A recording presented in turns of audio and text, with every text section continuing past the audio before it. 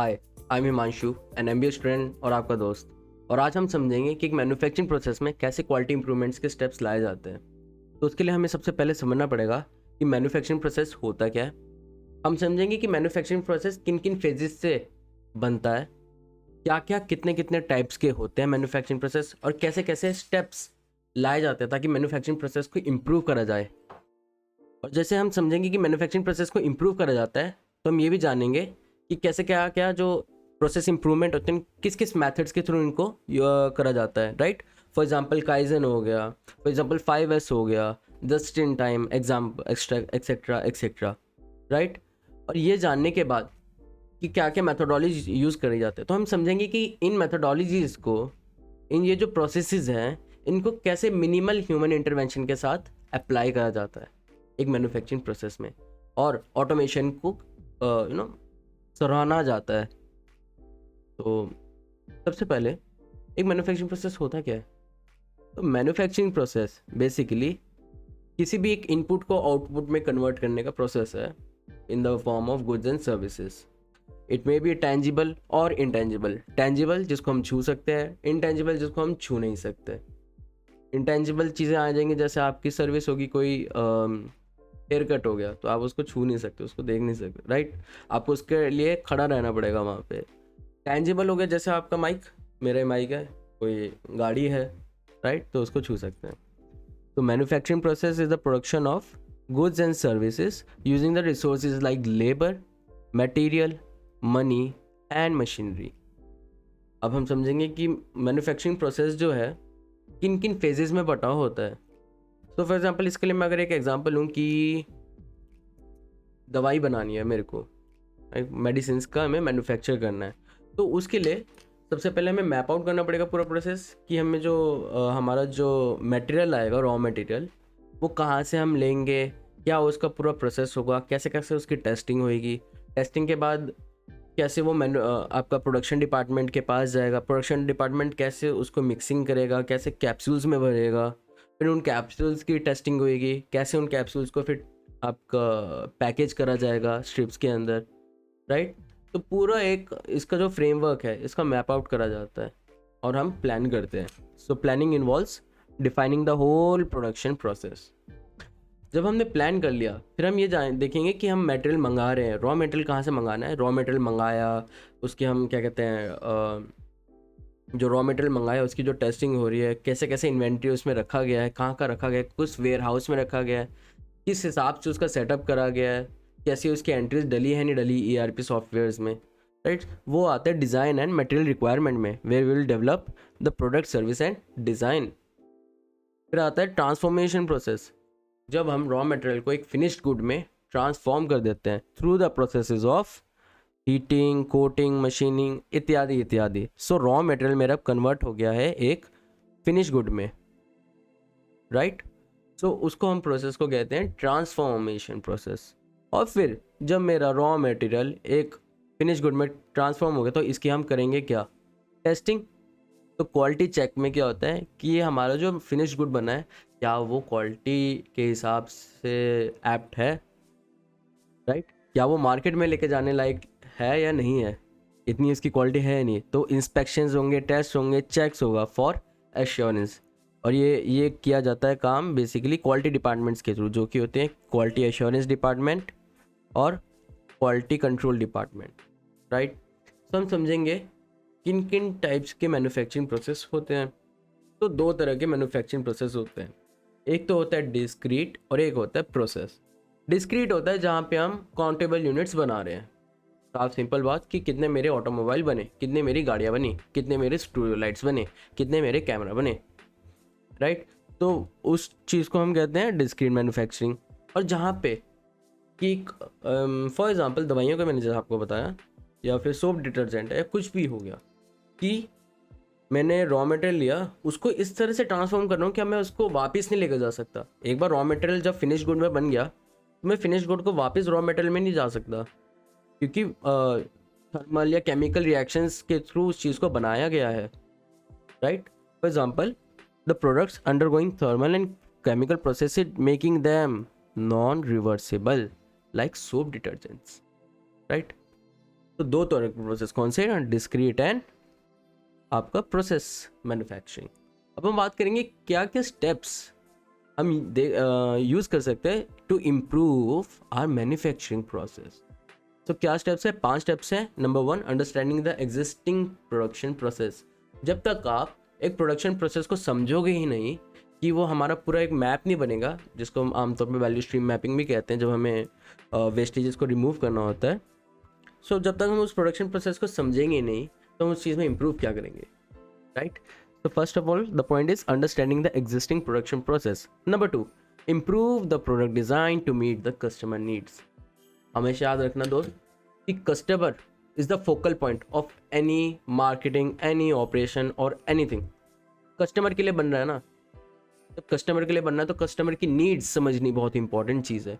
और कस्टमर की नीड्स जब आप समझोगे तो आपको पता चलेगा कि आपको अपना प्रोडक्ट किस हिसाब से डिज़ाइन करना है। तो improve the product design to meet the customer needs. Number 3, introduce the changes for quality improvement, cost reduction and efficiency. मैं कैसे अपने वर्किंग आवर्स को और ज़्यादा एफिशिएंट बना सकता हूँ कि ज़्यादा से ज़्यादा यूनिट्स बने, राइट। कितनी मैं अपने प्रोडक्ट की क्वालिटी इंप्रूव कर सकता हूँ, कैसे उस चीज़ की कॉस्ट रिड्यूस कर सकता हूँ ताकि कस्टमर और ज़्यादा मोटिवेट हो कि हमारा प्रोडक्ट खरीदे, right. So introducing changes for quality improvement, reduction and efficiency. Number 4, reduce manufacturing defects and cycle time.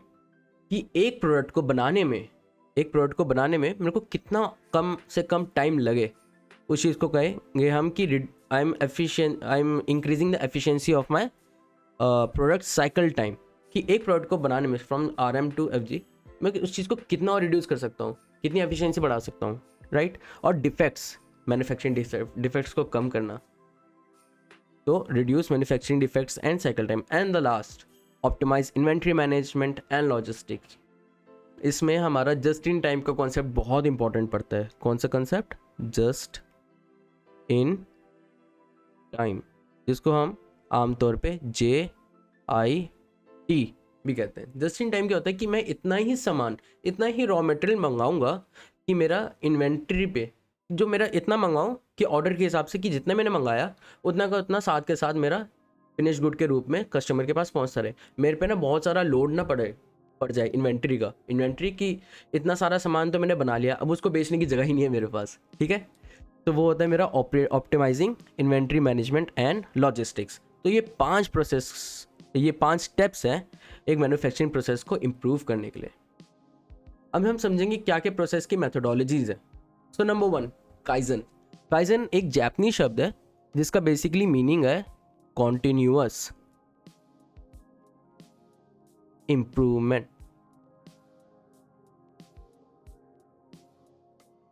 Continuous improvement कि छोटे छोटे या बड़े बड़े किसी भी मेजर के स्टेप्स जो हम हमेशा लगातार इम्प्रूव करे जा रहे हैं। अगर आपने एक प्रोडक्ट बनाया, आपने उसको इम्प्रूव कर दिया, ठीक है, तो आपकी क्वालिटी वहीं तक सीमित है। लेकिन अगर आपको और ज़्यादा एफिशिएंट बनाना, और ज़्यादा कॉस्ट रिड्यूस करनी है और अपना प्रोडक्ट की क्वालिटी बढ़ानी है ताकि कस्टमर की नीड्स आप सेटिस्फाई कर सको, तो आपको काइजन अप्लाई करना पड़ेगा। Basically ongoing small improvements lead to significant results.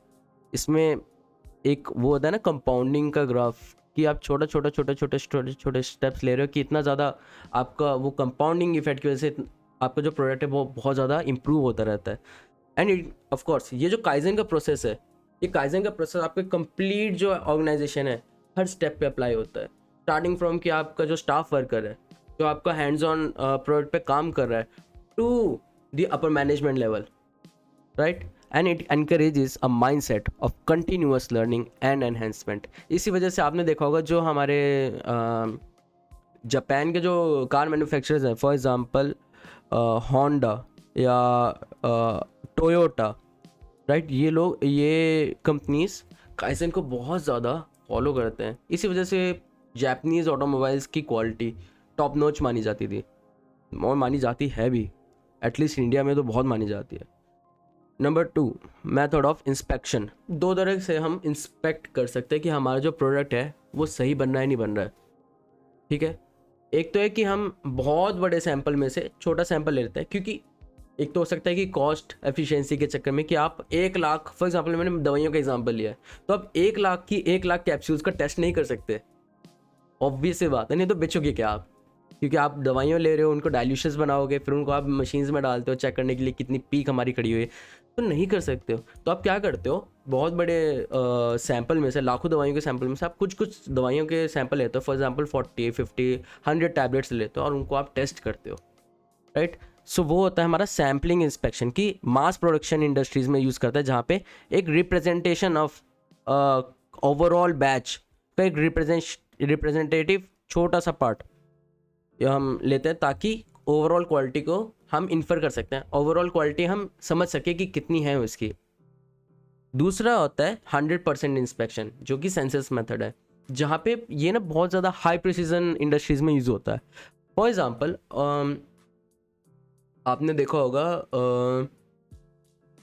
एक जैसे छोटे छोटे बोल्ट नहीं होते, स्क्रू नट बोल्ट वाले इंडस्ट्रीज, वहाँ पे इसका यूज़ होता है, जहाँ पे एक जैसे बनते जा रहे स्क्रूज या छोटे छोटे बोल्ट्स वगैरह, राइट, या नट्स होते हैं, तो वो बनते जा रहे हैं।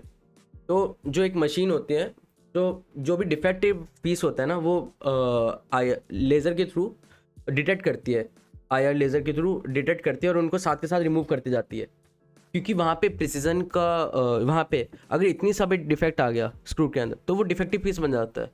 तो it requires a high precision inspection method. तो इस कारण 2 मेथड्स हो गए हमारे कि 100% inspection and sampling inspection. Number 3, benchmarking. यहाँ पे भी 2 तरह की चीज़ें हैं कि 2 तरह के बेंचमार्किंग प्रोसेस है, एक तो टेक्निकल और एक कॉम्पिटिटिव, जो कि है हमारे ये हो गया टेक्निकल और ये हो गया मेरा कॉम्पिटिटिव। टेक्निकल बेसिकली जो एक्सपर्ट्स की जो गाइडलाइंस है उसके मुताबिक मेरी चीज़ बन पा रही है नहीं, तो मैं उससे अपने प्रोडक्ट को, अपनी सर्विस को कंपेयर करूँगा, अपने मैन्युफैक्चरिंग प्रोसेस को कंपेयर करूँगा कि क्या जो एक्सपर्ट्स ने गाइडलाइंस दे रखी है। फॉर एग्जांपल दवाइयों के केस में ये चीज़ होती है कि USFDA के गाइडलाइंस के अकॉर्डिंग मेरी दवाई का क्वालिटी है या नहीं, क्या मैं वो टेस्ट कर पा रहा हूँ, क्या मेरे टेस्ट में वो जो दवाई है वो क्वालिफाई कर पा रही है, वो अप्रूव हो पा रही है, ठीक है। तो वो हो गया हमारी टेक्निकल बेंचमार्किंग। कॉम्पिटिटिव बेंचमार्किंग, जहाँ पे हम कंपेयर कर रहे हैं अपने कॉम्पिटिटर्स से। फॉर एग्जांपल आपकी गाड़ियों की कंपनी है, राइट, व्हीकल्स की कंपनी है, तो मेरे फॉर एग्जांपल किया या फिर होंडा या फिर रेनॉल्ट, ये इन पैरामीटर्स में हो सकता है, अपने सस्पेंशंस में हो सकता है, अपने फीचर्स में, अपनी बिल्ड क्वालिटी में बहुत एक्सेल कर रहे हैं। तो क्या मेरी गाड़ी जो मैं बना रहा हूँ, फॉर एग्जांपल मैं कोई भी कार कंपनी मारुति हूँ, तो क्या मैं इनके साथ कॉम्पीट कर पा रहा हूँ इन फीचर्स में? तो वो होते हैं कॉम्पिटिटिव बेंचमार्किंग, जहाँ पे मैं अपनी कॉम्पिटिटर्स के साथ कर रहा हूँ कंपैरिजन, वो होगी कॉम्पिटिटिव बेंचमार्किंग। जहाँ पे जो एक्सपर्ट्स ने गाइडलाइंस दे रखी है वो होती है टेक्निकल बेंचमार्किंग। तो बेंचमार्किंग के 4 स्टेप्स हैं बेसिकली। तो सबसे पहले हमें देखना है कि हमारी जो परफॉर्मेंस है, हमारी परफॉर्मेंस में क्या क्या कहाँ पे गैप्स आ रहे हैं। तो will first identify the current performance gaps. फिर हम देखेंगे कि जो इंडस्ट्री में जो लीडर्स हैं टॉप 1, 2, 3 पोजीशन पे, क्या हमारे जो प्रोसेस है उनके साथ वो मेल जोल हो पा रहा है नहीं, जो हम प्रोसेस अपने प्रोडक्ट को बनाने में यूज़ कर रहे हैं और जो इंडस्ट्री लीडर्स प्रोसेस यूज़ कर रहे हैं, क्या वो काइंड ऑफ सिमिलर हैं? नहीं है तो हम उनके अकॉर्डिंग सिमिलर करेंगे, क्योंकि इन्होंने मल्टीपल रिसर्चेस के बाद, मल्टीपल एफिशिएंसी प्रोटोकॉल्स के बाद वो प्रोसेसेस अप्लाई करें।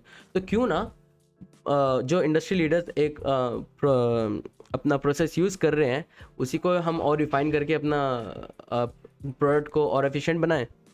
फिर हम समझेंगे कि उनके बेस्ट प्रैक्टिसेस को हमने समझा और उसको अपने बिजनेस में अप्लाई करा, राइट। सो ये स्टेप्स हैं हमारे बेंचमार्किंग के। और अब हम राइट, नेक्स्ट है हमारा 5S। 5S बहुत सिंपल येट बहुत ज़्यादा इफेक्टिव एक मेथोडोलॉजी है इम्प्रूवमेंट की। Basically sort, set in order, shine, standardise and sustain. ये 5 वर्ड अच्छे से याद कर लो, बहुत जगह काम आएंगे। कोई भी हम अगर हमारे पे जैसे सामान पड़ा है, उसको सबसे पहले आप सॉर्ट करोगे ना कि क्या चीज़ मेरे काम की है, क्या चीज़ मेरे काम की नहीं है, और जो चीज़ काम की नहीं है उसको क्या करोगे यूज़ करके। तो प्रोसेस के अंदर जो चीज़ मेरे काम की नहीं है उनको रिमूव करूँगा, राइट, ताकि मेरा टाइम कम से कम लगे उस प्रोडक्ट को बनाने में। फिर हम देखेंगे जो हमारे प्रोसेसेस हैं, जो हमने प्रोसेस है, कोई भी हमारा इंस्ट्रूमेंट है या लोग हैं, हम उनको असाइन करें एक प्रॉपर मटेरियल। कोई भी सामान आया रॉ मटेरियल, उसको ऐसे तो फेंकेंगे नहीं, एक प्रॉपर मटेरियल असाइन करेंगे कि कैसे A टू F के मटेरियल यहाँ पे होंगे, F से H के मटेरियल यहाँ तो होंगे, राइट। एक प्रॉपर असाइनमेंट होगा मटेरियल्स का। अब जब आपने अनवांटेड चीज़ें फेंक दी और जो चीज़ें चाहिए आपको उनको आपने प्रॉपरली असाइन कर दिया है, तो आप और उससे क्या होगा कि आप समझ पा रहे हो कि अब मेरे को ये चीज़ है, ये यहाँ पर पड़ी होगी, एग्जैक्ट पड़ा है। जो वर्क प्लेस है मेरा काम करने का वो साफ़ है, राइट है। जो मेरा प्रोडक्शन एरिया है वो मेरा हमेशा साफ़ रहेगा। अब अनवांटेड चीज़ें ख़त्म, सामान जो मेरा रखा है वो परफेक्ट, मेरे को पता है कि कहाँ से लेना है, कहाँ रखना है, कहाँ से लिया और कहाँ रखना है। और जो मेरा प्रोडक्शन एरिया है वो साफ़ है, तो बचा ही क्या आपका। और जो हम ये प्रैक्टिसेस हैं, ये हमने करंट स्नैपशॉट में तो ले ली, करंट टाइमलाइन में। अब इसको हमेशा के लिए चलानी है ताकि हमारा प्रोसेस लंबे टाइम तक सस्टेनेबल रहे। तो हम ये चीज़ इनको रूल्स बना देंगे, एक SOP क्रिएट कर देंगे, स्टैंडर्ड ऑपरेटिंग प्रोसीजर, कि जब भी आप जब भी आप कोई काम करने बैठो, जब भी आप एक मैन्युफैक्चरिंग प्रोसेस स्टार्ट करो, तो आपको ये रूल फॉलो करने हैं कि अनवांटेड प्रोडक्ट हटाओ, ये रूल फॉलो करो, ठीक है। और आपने उस चीज़ को सस्टेन करना है, तो इन स्टैंडर्ड्स को हमेशा एश्योर करो कि ये चीज़ हो रही नहीं हो रही है via quality assurance department, right. तो हमने कौन से 5S में क्या बात करी? Sort, set in order, shine, standardise and sustain. अब आता है बहुत इंपॉर्टेंट चीज़, स्टैटिस्टिकल क्वालिटी कंट्रोल। अगर आप लोगों ने स्टैट्स पढ़ी है तो उसमें ना एक सेंट्रल लिमिट थ्योरम का कंसेप्ट होता है। जिसने नहीं पढ़ी कोई बात नहीं, पढ़ा देते हैं, बहुत मस्त चीज़ है। बेसिकली आपने गॉसियन कर्व पढ़ा होगा, ये वाला,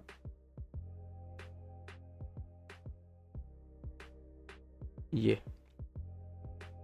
होता है मेरा गॉसियन कर्व, जो ये है म्यू मतलब मीन, ठीक है। या एस भी ले सकते हैं, बट ठीक है, म्यू इक्वल्स टू एस, कोई बात कोई फ़र्क नहीं पड़ेगा, राइट। तो सेंट्रल लिमिट थ्योरम बेसिकली कहते हैं कि जो मेरा जो सैम्पल डाटा है ना, अगर बहुत ज़्यादा है, where NP is greater than I guess greater than 5 होता है, राइट। सो वो मेरा गॉसियन कर्व में रिप्रेजेंट करा जा सकता है। बेसिकली एक नॉर्मल डिस्ट्रीब्यूशन कर्व में करा जा सकता है, जिसमें ये मेरा पॉइंट हो गया 1 सिग्मा, ये मेरा हो गया 2 सिग्मा, ठीक है। ऐसे 3, 4, 5, 6 और 6 सिग्मा तक हम बेसिकली चेक करते हैं कि हमारे जो एफिशिएंसी है, जो हमारे डिफेक्ट्स निकलने की प्रोबेबिलिटी है, वो 6 सिग्मा होगी, यानी कि 99.99999987% प्रोबेबिलिटी है कि हमारा प्रोडक्ट डिफेक्टिव निकलेगा, यानी कि 3 point something product out of 1 million products हमारा डिफेक्ट हो सकता है, वो भी प्रोबेबिलिटी है। इतना ज़्यादा एफिशिएंट बना सकते हैं, right. So SQC is a method of using statistics to monitor control production quality. तो हम क्या कर रहे हैं, इंस्पेक्ट कर रहे हैं, checking product at different stages of production, और स्टैटिस्टिकल प्रोसेस कंट्रोल, कि हम स्टैटिस्टिक्स यूज़ कर रहे हैं ताकि हम जो प्रोसेस है ना हमारा, उसमें कितना ज़्यादा ऊपर नीचे वेरिएशन हो रहा है। कभी मेरा प्रोडक्ट बनाने में 10 मिनट लग रहा है, कभी 11 मिनट लग रहा है, कभी 9 मिनट लग रहा है, तो कम से कम उस प्रोसेस को मैं कितना कम से कम वेरिएशन दे सकता हूँ कि सब कुछ 10 पे ही चले, ज़्यादा ऊपर भी नहीं और ज़्यादा नीचे भी नहीं। अगर सिर्फ नीचे हो रहा है तो ज़रूर मेरे प्रोडक्ट में कोई डिफेक्ट आ सकता है, क्योंकि टाइम कम लगा या फिर ज़्यादा लग रहा है, तो क्या ऐसी चीज़ है जो वेस्टेज बन रही है इस प्रोसेस में। तो SPC, that is statistical process control, uses a central limit theorem, जो मैंने आपको बताया कि मेरे वेरिएशन को मैं उसको ग्राफ में प्लॉट करूँगा और देखूंगा कि कितना ज़्यादा वेरिएशन हो रहा है। स्टैंडर्ड डेविएशन हम जब चेक करते हैं, aims to ensure the consistency by reducing variability in the processes. तो इसके लिए कंट्रोल चार्ट यूज़ करा जाता है। कंट्रोल चार्ट बेसिकली कुछ नहीं, ये वाला चार्ट होता है, ठीक है। Control chart which helps in identification of process stability and possible issues. तो 2 टाइप्स के हमारे होते हैं process variation, common cause variation और specific cause variation. Specific cause variation हो गया, फॉर एग्जांपल मैं सैंपल ले रहा हूँ और लैमिनार एयर फ्लो होता है कि जो कि प्रदूषित हवा को बार बार निकालता रहता है, साफ हवा डालता रहता है, प्रदूषित हवा निकालता रहता है, बेसिकली एक एसी का काम कर रहा है, साफ सिंपल बात। ठीक है, मैं सैंपल ले रहा हूँ, आमतौर पे सैंपल लेके अपना काम चला रहा हूँ। पंगा हो गया कि वो जो एसी है ना, वो उसमें डिफेक्ट हो गया और वो ना थोड़ा धुआं धुआं छोड़ने लग गया, तो उससे मेरा टाइम बढ़ जाएगा। पहले वो एसी सही करवाऊंगा, ठीक है, फिर उसके बाद मैं सैंपल ले पाऊंगा। वो हो गया मेरा स्पेसिफिक कॉज वेरिएशन कि एक अनयूजुअल, एक आइडेंटिफाइबल चेंज हो गया, जिसकी वजह से मेरा जो प्रोसेस है ना वो आउट ऑफ कंट्रोल हो गया। जो चीज़ मेरी 10 मिनट में हो रही थी, अब वो मेरी ले रही है आधा घंटा। तो एक स्पेसिफिक कॉज वेरिएशन। ठीक है, कॉमन कॉज वेरिएशन होते हैं जो नेचुरल चीज़ें हैं, कि यार अगर ह्यूमन बीइंग है, हो सकता है उसको कभी 5 मिनट लग रहा है, हो सकता है उसको कभी 7 मिनट लग गया, कभी उसको 4 मिनट लग गया, राइट। तो natural minor fluctuations which is present in every process, the process is considered in control if this exist. तो कंट्रोल चार्ट के जो है ग्राफिकल टूल है विथ 3 लाइन्स, आपका upper control limit, central line and lower central limit. For example इसको मैं यहाँ दिखा देता हूँ, ये है, एक ये है और एक ये है। ये मेरी होगी लोअर कंट्रोल लिमिट, ये होगी मेरी अपर कंट्रोल लिमिट। या आई होप आप देख पा रहे हो। या एक सेकेंड कुछ गलत हो गया क्या? सही है, right. Lower control, upper control limit, और ये बीच वाली होगी मेरी सेंट्रल लाइन। ठीक है, तो जो डाटा है मेरा यहाँ, अब मेरा यहाँ पे आ गया, कुछ यहाँ पे आ गया, कुछ यहाँ पे आ गया, कुछ यहाँ पे, कुछ यहाँ पे। अगर अपर कंट्रोल लिमिट से ऊपर जाएगा तो ये डिफेक्ट होगा, लोअर कंट्रोल लिमिट से नीचे जा रहा है तो डिफेक्ट होगा। तो ये वाली जो लाइन है, जो मेरी ये वाली लाइन है, इसको मैं कितना कम से कम कर सकता हूँ, कितना कम से कम कर रहा हूँ उतनी मेरी वेरिएशन कम हो रही है। अगर यहाँ पे मेरे को 11 मिनट लग रहे हैं और यहाँ पे मेरे को लग रहे हैं 9 मिनट्स, ठीक है, और ये है मेरा 10 मिनट, प्रोसेस मेरे का कह रहा है कि 10 मिनट लगेंगे सिर्फ। कभी मेरे को 11 मिनट लग सकते हैं, कभी मेरे को 9 मिनट भी लग सकते हैं। क्या मैं उसको 10.5 मिनट और 9.5 मिनट कर सकता हूँ? 9.5 एंड 10.5 कर सकता हूँ। जितना कम करूँगा उतनी ज़्यादा मेरी एफिशिएंसी इंक्रीज होगी, क्योंकि वेरिएबिलिटी कम हो रही है, राइट। तो ये प्रोसेस है हमारा स्टैटिस्टिकल कंट्रोल, क्वालिटी कंट्रोल का। तो it visually shows process performance over time and helps in differentiating the difference between the common and specific causes of variation. तो ये बनाया कैसे? आपने सैम्पल डाटा लिया, पहले आपने टाइम पीरियड लिया कि मेरे को इतने टाइम से लेकर इतने टाइम के बीच में बनाना है। आपने अपना कंट्रोल चार्ट प्लॉट करा, या मेरी UCL, ये मेरी LCL, और ये मेरी मिडल सेंट्रल लाइन। ठीक है, आपने इसमें प्लॉट कर दिए ये, ठीक है। और फिर आप एनालाइज कर रहे हो चार्ट्स को, ट्रेंड्स निकाल रहे हो। ट्रेंड्स कैसे? ये एक सेकेंड, यहाँ कितना आपका वेरिएशन है, आप ये सब चेक कर रहे हो, ठीक है, एक चार्ट के थ्रू।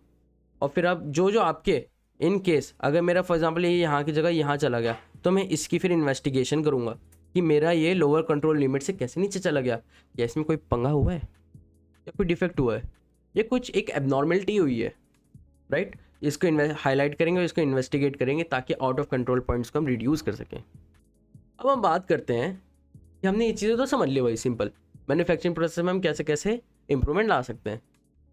क्या हम ह्यूमन इंटरवेंशन को कम कर सकते हैं, ऑटोमेशन को बढ़ा सकते हैं, ठीक है। तो कैसे करेंगे? Use of control systems to operate equipment with minimal और no human intervention in order to increase efficiency, reliability and productivity. क्या क्या इंक्रीज होएगी? Efficiency, reliability and productivity. तो अप्लाई कहाँ करी जाती हैं? फॉर एग्जांपल आपने देखा होगा रोबोटिक असेंबली लाइंस, दवाइयों की जो प्रोडक्शन होती, वो दवाइयों की प्रोडक्शन में भी, एंड एज वेल एज गाड़ियों के प्रोडक्शन में भी रोबोटिक आर्म्स के थ्रू सारा काम होता है, ठीक है। Automatic packaging and food processing, जैसे लेज वगैरह के खुद ही आपकी सील होती है, सील हो जाएगा आपका जो चिप्स का पैकेट होता है, उसका अंदर नाइट्रोजन भर रहे हैं, वो सब खुद हो रहा है। ड्रग मैन्युफैक्चरिंग के में प्रिसीजन हेल्प करता है। ड्रिलिंग हो गया, माइनिंग हो गया, शिप बिल्डिंग हो गया, एरोस्पेस की टेक्नोलॉजीज होगी, नासा वगैरह, राइट। तो यहाँ ये चीज़ का अप्लाई करा जाता है जहाँ पे ह्यूमन कॉस्ट बहुत ज़्यादा होती है। अगर किसी की डेथ चले गए तो इशू हो जाएगा, या फिर जो काम मशीन कर सकते हैं सस्ते में, तो वहाँ पे ह्यूमंस को क्यों लाना, राइट। अपना अगर आप ह्यूमंस को वो इन्वॉल्व कम करोगे तो आपकी एफिशिएंसी भी बढ़ रही है, जो कि अगेंस्ट है वैसे एम्प्लॉयमेंट के, बट कोई बात नहीं। ठीक है, तो इससे एडवांटेजेस क्या क्या है? एडवांटेजेस हमारी, एक सेकेंड में इसको रोक कर दूँ, या ये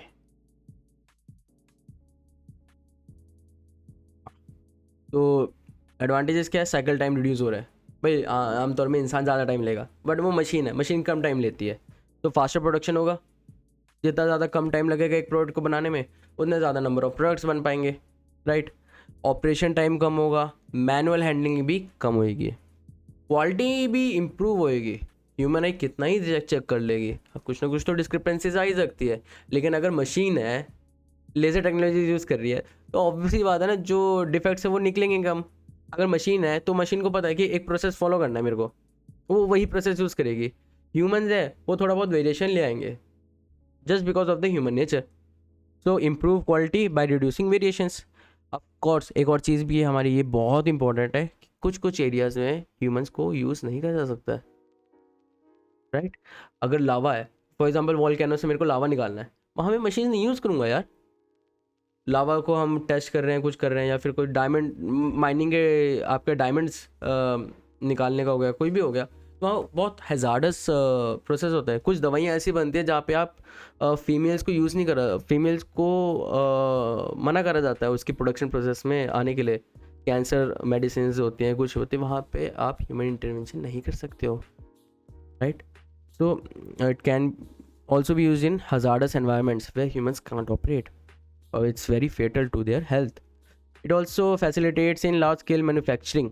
या तो 1000 बंदे रख लो, या जी 6 बड़ी बड़ी मशीनें रख लो जो बाकी सारा काम निपटा देंगी। 1000 बंदों को आपको मैनेज नहीं करना पड़ेगा, उनको सैलरी नहीं देनी पड़ेगी, और मतलब HR इश्यूज़ वगैरह कुछ नहीं होगा, कोई ऑफिस पॉलिटिक्स नहीं, 6 मशीनें काम करके दे रही हैं, बात खत्म।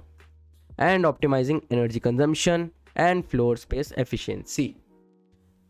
कम स्पेस लगेगा, एनर्जी आपका एनर्जी कंजम्पशन भी कम होगा, राइट। तो यही एडवांटेजेस आते हैं जब हम ऑटोमेशन को लाते हैं। हाउएवर डिसएडवांटेज ये होता है कि ह्यूमन आपका जो वर्किंग कैपिटल है इन दीज ऑर्गेनाइजेशंस वो कम होता रहता है, जो कि एक कारण बनता है अनएम्प्लॉयमेंट का। हाउएवर हम बात कर रहे हैं ऑपरेशनल एफिशिएंसी की इन द मैन्युफैक्चरिंग प्रोसेस, तो हाँ ये एक एडवांटेज की तरह काम आ सकता है। तो ये था हमारा पूरा एक मैन्युफैक्चरिंग प्रोसेस में हम कैसे क्वालिटी इंप्रूवमेंट्स ला सकते हैं। I hope you learn something new. Till then will meet next time. Thank you for watching.